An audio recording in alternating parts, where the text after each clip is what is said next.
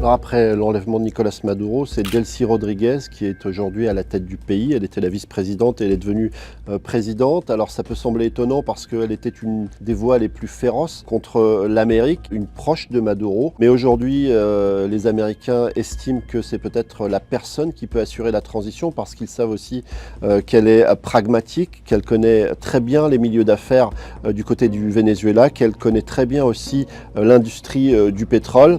Et en plus, au-dessus d'elle, place la menace que Donald Trump a clairement exprimée, celle qu'elle puisse connaître un sort pire que celui de Nicolas Maduro. Et tout ceci fait qu'aujourd'hui, elle peut peut-être incarner une forme de transition en attendant de très hypothétiques élections.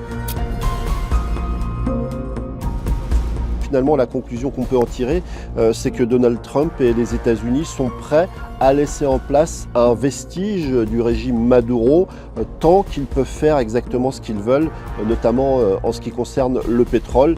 Clairement, Donald Trump avait d'ailleurs évoqué le pétrole comme le premier élément.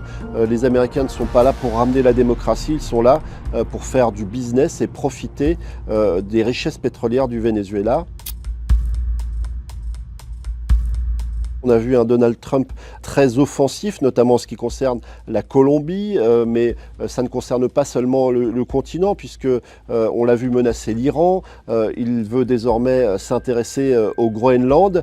Pendant très longtemps, Donald Trump a expliqué qu'il avait une adoration pour la doctrine Monroe, une doctrine qui a été élaborée à la fin du 19e siècle. L'idée, c'était que l'Amérique était la chasse gardée des États-Unis et les anciennes colonies n'avaient plus rien à y faire. Aujourd'hui, ce n'est plus la doctrine Monroe, c'est la doctrine Donroe.